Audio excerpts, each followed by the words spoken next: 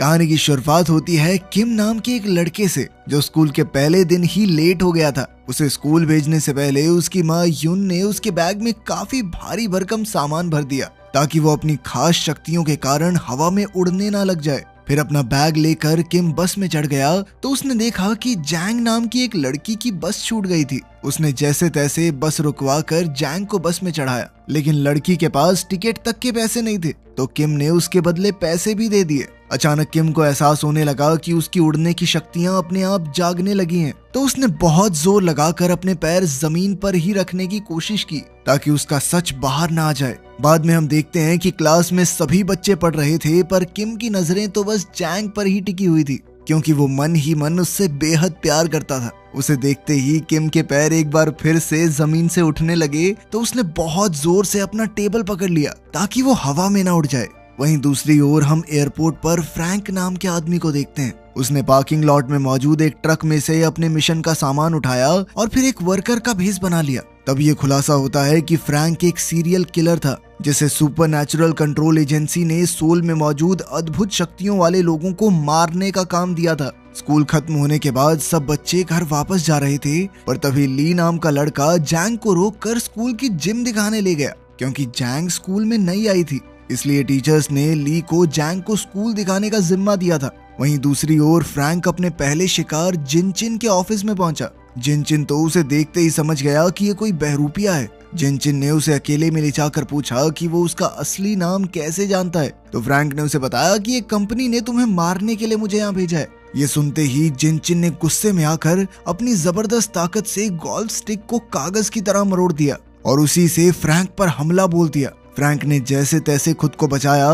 मगर जिनचिन ने उसे उठाकर बड़ी जोर से दीवार पर पटककर दीवार ही तोड़ दी। उसी पल अचानक फ्रैंक ने जिनचिन के चश्मे का कांच तोड़ दिया जो सीधा उसकी आंख में जा लगा। फिर उसने मौका देखकर एक पेन की मदद से उसकी छाती पर हमला किया और उसके दिल पर वार करके उसे वहीं मार डाला। आखिरकार उसने जिनचिन की लाश को खिड़की से बहुत दूर फेंक दिया और इसी तरह उसका पहला टास्क पूरा हुआ। फिर वो अपने ट्रक में लौट आया और अपने फोन से मैसेज भेजकर टास्क पूरा होने की खबर दी। उधर किम की माँ यून घर में साफ सफाई कर रही थी। इसी दौरान उसने अपना फोन देखा तो चारों तरफ जिनचिन के खून की खबरें आ रही थी। उधर स्कूल खत्म होने के बाद भी जैंग स्कूल में बैठकर पढ़ाई कर रही थी क्योंकि उसे स्कूल के बाद बेस्ट कॉलेज में जाना था, मगर वहाँ की फीस बहुत ज्यादा थी, इसलिए मन ही मन में जैंग ने उम्मीद ही छोड़ दी थी। जब उसके पिता ने उससे पूछा कि तुम्हें पैसों की जरूरत है तो उसने झूठ कह दिया कि नहीं, मुझे तो बस स्कूल यूनिफॉर्म खरीदने के लिए पैसे चाहिए। इसके बाद हम मिनोंग जुंग नाम के एक आदमी को देखते हैं जो नेशनल सिक्योरिटी एजेंसी का डायरेक्टर था। जब उसे जिनचिन के कत्ल की खबर मिली तो उसके असिस्टेंट ने कहा कि ये तो नामुमकिन है, पर फिर भी वो उसकी मौत की खबर को सोशल मीडिया से हटाने की पूरी कोशिश करेगी। मगर मिनोंग जानता था कि शहर के सभी खास शक्तियों वाले लोगों पर खतरा मंडरा रहा है, इसलिए उसने अपनी असिस्टेंट को खुफिया हथियारों की ट्रेनिंग शुरू करने का ऑर्डर दिया।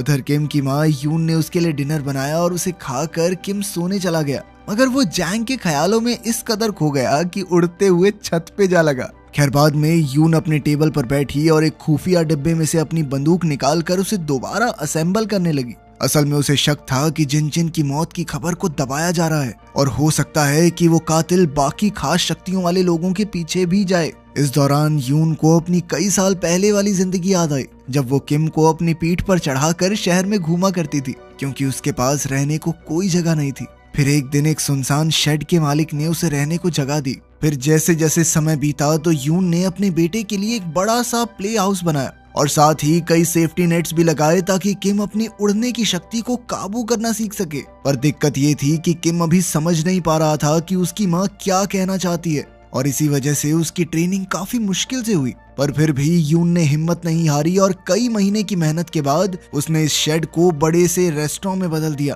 और उसका काम अच्छा चलने लगा। उसी समय से उसने किम को बाहर खेलने से मना कर दिया और उस बेचारे ने अपना पूरा बचपन टीवी पर कार्टून सुपर हीरोज देखकर ही गुजारा, जिससे उसे लगने लगा कि वो भी एक सुपर हीरो है। अब उसने सबको अपनी शक्तियां दिखाने के लिए अपने स्कूल के दोस्तों को बुलाया और उनके सामने उड़ने लगा। उसे उड़ते हुए देखकर उसके सभी दोस्त काफी खुश थे और किम भी आखिरकार अपना राज बताकर काफी खुश था। पर वो ये नहीं जानता था कि स्कूल के प्रिंसिपल ने उसे देख लिया है। फिर शाम को किम के एक दोस्त ने भी उसकी तरह उड़ने की प्रैक्टिस करने की सोची ताकि वो भी बाकी बच्चों को इम्प्रेस कर सके, पर वो फिसल कर बुरी तरह गिर गया और उसे काफी चोट लगी। इसके बाद यून को स्कूल में बुलाकर किम की काफी शिकायत की गई, तो यून को बेवजह ही उनसे माफी मांगनी पड़ी। किम को एहसास हो गया था कि उसकी माँ को उसकी वजह से कितना शर्मिंदा होना पड़ा, तो वो बेहद दुखी हो गया और छत पर जाकर रोने लगा।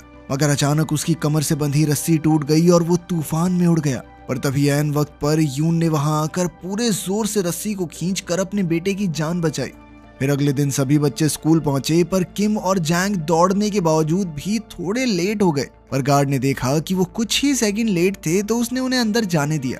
वहीं शहर में दूसरी ओर फ्रैंक एक पुरानी लाइब्रेरी में पहुंचा और वहां का दरवाजा बंद करके मालिक के सामने जा खड़ा हुआ। उसने मालिक से पूछा कि क्या पहले वो बंक के नाम से जाना जाता था। तो उस आदमी को एहसास हुआ कि वो खतरे में है, इसलिए उसने अपनी बिजली की शक्ति का इस्तेमाल करके सभी लाइट्स बंद कर दी। इसके बाद उसने अपने रेडियो से एक बैटरी निकाली और अपने अंदर मौजूद बिजली की ऊर्जा को जागृत करना शुरू कर दिया, जिससे उसके बाल एकदम सीधे खड़े हो गए। फिर अचानक उसने फ्रैंक पर हमला बोल दिया और उसे बार बार जोरदार बिजली के झटके देने लगा। फ्रैंक ने अपनी जान बचाने के लिए किताबों का सहारा लिया और पलटवार करके बंक के हाथ से बैटरी गिरवा दी। पर जल्द ही उसने बैटरी फिर उठाई और फ्रैंक पर बिजली का जबरदस्त वार किया, जिससे फ्रैंक सीधा छत से जा टकराया। आखिरकार बंक ने अपने डेस्क से एक तस्वीर निकाली और उसे आग लगाते ही फ्रैंक का गला घोंटने लगा। उसने इतने जबरदस्त बिजली के झटके दिए कि कमरे में शॉर्ट सर्किट हो गया। अब फ्रैंक मरने ही वाला था कि ऐन वक्त पर उसने पलटकर बंक को दूर फेंक दिया और एक ही जानलेवा वार से उसका काम तमाम कर दिया। आखिरकार उसका ये शिकार भी मारा गया। फिर उसने बंक के हाथ में वो जलती हुई फोटो देखी तो पता चला कि बंक का एक बेटा भी है। इससे फ्रैंक को काफी दुख हुआ, पर वो जल्द ही इस जगह से निकलकर अपने ट्रक में भाग निकला।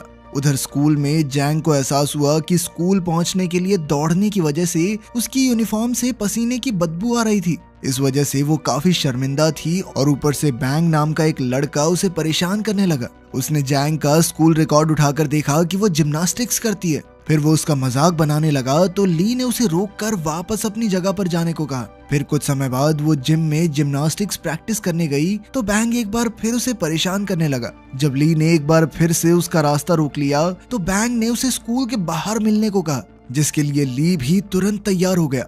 मगर वो ये नहीं जानता था कि एक टीचर उसे देख रहा था। खैर, फिर बैंग ने ली पर हमला करने की कोशिश की, मगर ली ने बड़ी ही आसानी से उसे डॉज करके जमीन पर गिरा दिया। अब बैंग ने गुस्से में जमीन से एक कांच की बोतल उठाई और वो ली को उससे मारने ही वाला था, पर ली ने एक ही जबरदस्त मुक्के में बैंग को पेड़ पर लटका दिया।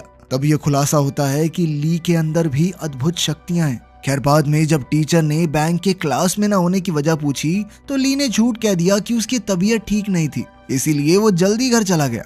फिर कुछ घंटों बाद टीवी पर बंक के खून की खबर भी फैल गई, तो यून को अपने बेटे किम की हिफाजत की चिंता होने लगी। खैर, शाम को किम और जैंग एक स्टोर में उसकी नई यूनिफॉर्म खरीदने गए और फिर उन दोनों ने साथ में खाना भी खाया। वहीं दूसरी ओर फ्रैंक बंक के हाथ से मिली तस्वीर देख रहा था कि उसे अपने अगले शिकार का खात्मा करने के ऑर्डर्स मिल गए। उधर किम और जैंग आपस में बातचीत कर रहे थे और बाद में वो स्कूल में वॉशरूम साफ करने पहुंचे। ये उन्हें पनिशमेंट मिली थी क्योंकि वो सुबह क्लास के लिए लेट हो गए थे। इसी दौरान जैंग की नजर किम की चोट पर पड़ी, जो सुबह उनकी टक्कर की वजह से लगी थी। तब जैंग उसके जख्म पर मरहम लगाने लगी, पर उसके करीब आने से किम इतना ज्यादा शर्मा गया कि उसके पैर जमीन से उठने लगे। अब उसने अपनी शक्तियों को छुपाए रखने के लिए जैंग को वॉशरूम से बाहर जाने को कहा, मगर उसके जाने के बाद भी किम अपनी शक्तियों पर काबू न रख सका और अपने आप हवा में उड़ने लगा। फिर अगली सुबह टीचर ने फिर से बैंग के स्कूल न आने की वजह पूछी, पर किसी को इस बारे में कोई जानकारी नहीं थी। ये देखकर ली काफी घबरा गया। स्कूल खत्म होने के बाद जब किम घर लौटा, तो उसकी माँ यून ने उसे बहुत डांटा क्योंकि उसने आने में बहुत देरी कर दी थी। उधर फ्रैंक अपने अगले शिकार की तलाश में स्कूल के दरवाजे तक आ पहुंचा।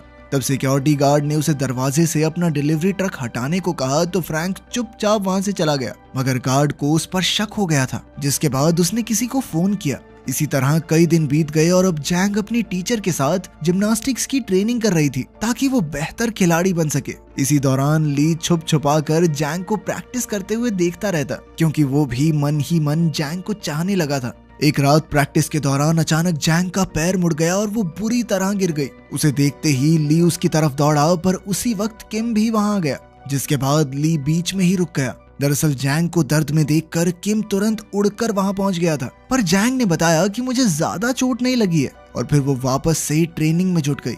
अब वो किम की मदद से एब्स एक्सरसाइज करने लगी, मगर जैंग के इतना करीब आने की वजह से किम घबरा कर एक बार फिर से ऊपर उड़ने लगा और अचानक दूर जा गिरा। तभी जैंग उसकी मदद के लिए दौड़कर वहां आई। खैर उसी समय क्लीनर ने वहां आकर उन्हें बाहर जाने को कहा, क्योंकि आज उसे जिम्नेजियम की सफाई करनी थी। किम ने जैंग से कहा कि वो ठीक है और वहां से चला गया, पर जैंग को कुछ भी समझ नहीं आ रहा था कि वो अचानक उड़कर दूर कैसे जा गिरा। खैर कुछ समय बाद ली जिम में आया और उस बोर्ड के पास गया जहां जैंग अपनी छलांग की प्रैक्टिस कर रही थी। अब उसने गुस्से में आकर इतनी ऊंची छलांग लगाई कि उसका पंजा दीवार पर छप गया। खैर कुछ दिन बाद शाम को जैंग और किम एक दुकान पर खाना खा रहे थे। तभी अचानक जैंग को याद आया कि वो अपने स्पोर्ट्स शूज तो स्कूल के जिम में ही भूल आई। तब किम ने कहा कि उसका पेट भर गया है और वो अकेला जैंग के शूज लेने स्कूल की ओर चला गया। पर जैंग को कई दिनों से उसकी हरकतों पर शक था, इसलिए वो भी उसका सच जानने के लिए उसका पीछा करने लगी। जब वो स्कूल पहुंची तो किम के पैरों के निशानों की दिशा में आगे बढ़ी,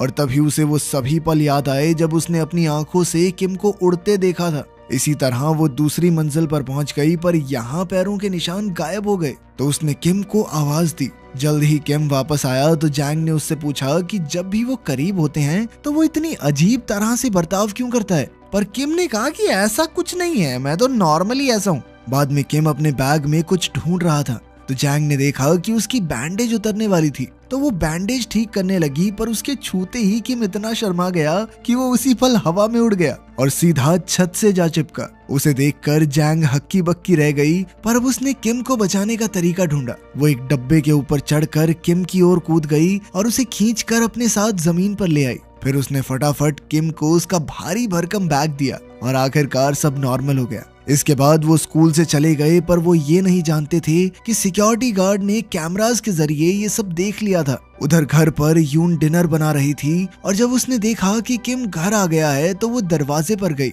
उसने देखा कि किम के साथ जैंग भी थी, तो उसे बेहद खुशी हुई, क्योंकि काफी समय बाद किम किसी दोस्त को घर लाया था।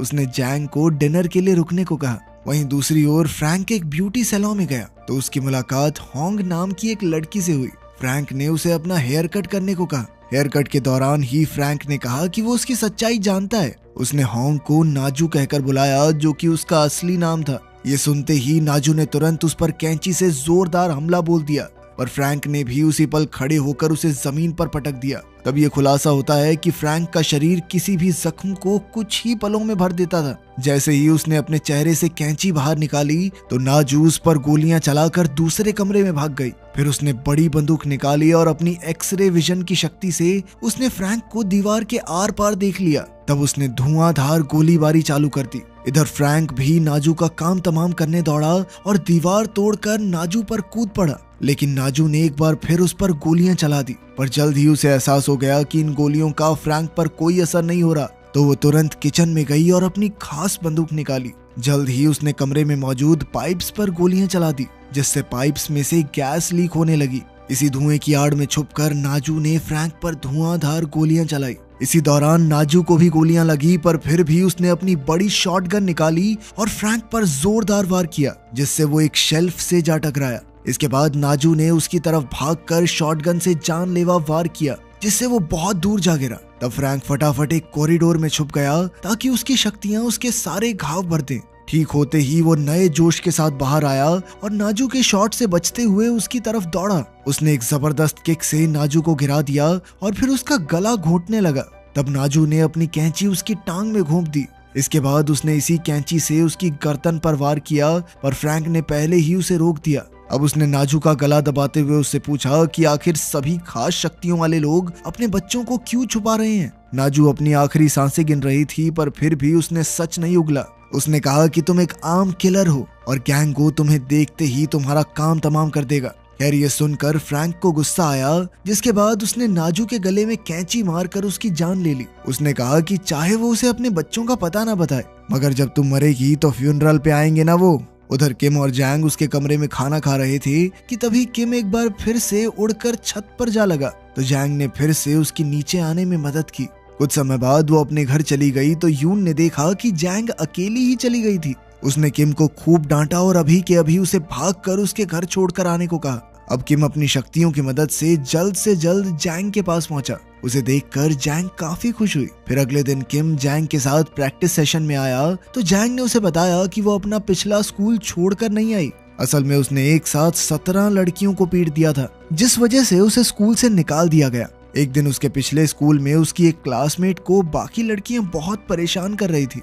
उन्होंने उसकी खूब बेइज्जती करके उसे नीचा दिखाया तो जैंग का पारा सर चढ़ गया और उसने उस लड़की को बचाने के लिए बाकी सभी लड़कियों को स्कूल के बाहर मुकाबले के लिए ललकारा। इसके बाद शाम को सभी बच्चों ने मिलकर इस फाइट को देखा, जहां 17 लड़कियां एक साथ जैंग पर कूद गई थी। लेकिन जैंग को किसी वार से कोई फर्क नहीं पड़ा, क्योंकि उसमें भी अद्भुत शक्तियां थी। उसने हिम्मत नहीं हारी और पलटवार करके सभी दुश्मनों की हड्डी पसली एक कर दी। आखिरकार सबको हराने के बाद वो लीडर की ओर बढ़ी, जो उसे अपनी हील से डराने की कोशिश कर रही थी। लीडर ने जैंग पर हमला करने की कोशिश की, लेकिन जल्द ही वो समझ गई कि उसके हमलों का जैंग पर कोई असर नहीं हो रहा। अब वो डर के मारे चिल्लाने लगी। उस वक्त उस लड़की का बॉयफ्रेंड वहां आया और उसने एक बेसबॉल बैट से जैंग पर हमला कर दिया।